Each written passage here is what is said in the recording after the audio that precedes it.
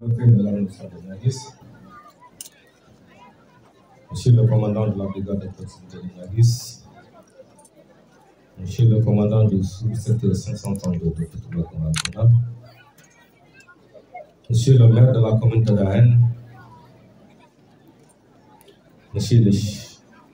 Madame, Monsieur les maires des communes de Niaguis et de Touba-Kamarakounda, Monsieur les chefs des villages de l'arrondissement,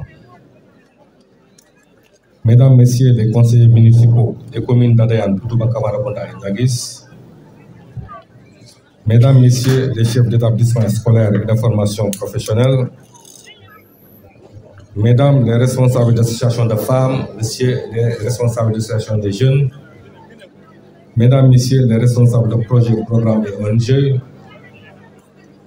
officiers, sous-officiers militaires du rang, notabilités religieuses et coutumières, chacun à vos titres, grades et qualités, chers invités.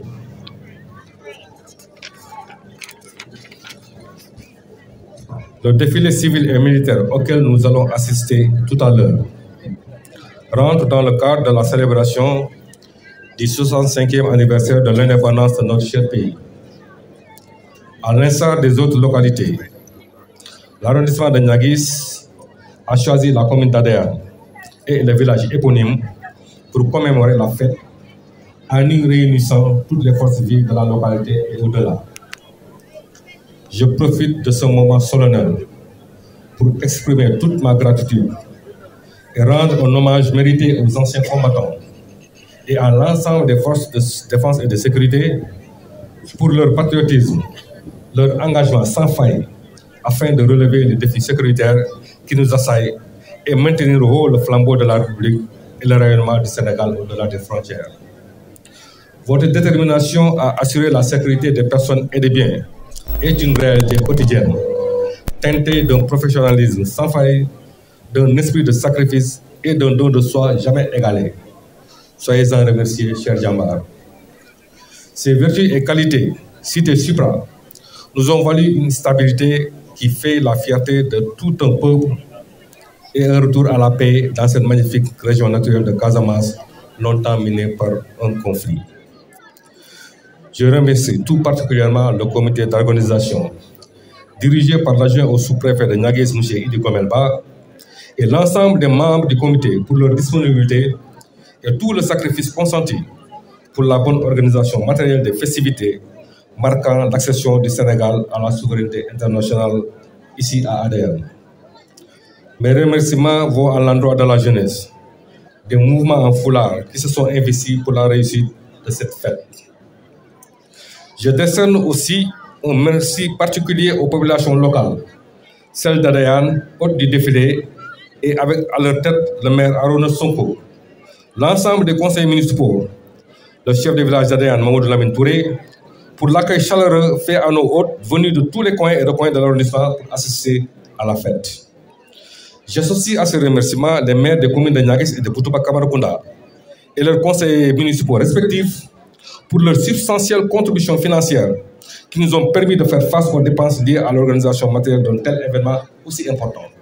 Si le défi de l'organisation matérielle a été relevé, c'est aussi et surtout grâce à la contribution financière et matérielle de nos bailleurs, soutien, ici présents ou représentés, et pour qui j'exprime toute ma gratitude et celle de la République.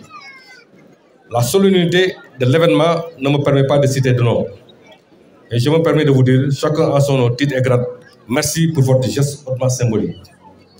Le choix du thème de cette année, vers la souveraineté technologique et industrielle des forces armées, reflète la volonté politique du Sénégal de mettre en place une autonomie en matière de défense et garantir une sécurité, en définitive, d'asseoir son autonomie en matière de défense et de sécurité. Ce besoin répond à un impératif stratégique, construire une industrie nationale de défense et garantir une autonomie militaire. Je ne pourrais pas terminer sans m'adresser encore une fois à notre jeunesse, pour l'inviter à plus de responsabilités, lui demander de croire en elle, afin de s'approprier des défis majeurs de la vision Sénégal 2050, nouveau référentiel du gouvernement sénégalais qui prône un Sénégal souverain, juste et prospère.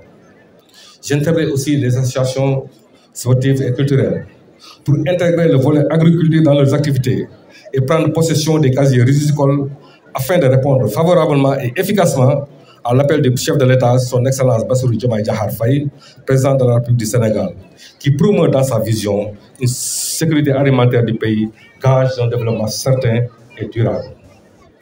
Pardon.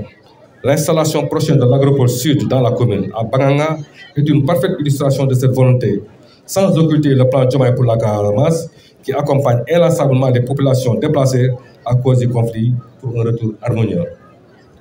Je ne saurais terminer sans remercier d'emblée le commandant des troupes, l'adjudant Wadiaï, qui certainement va tout gratifier un défilé mémorable.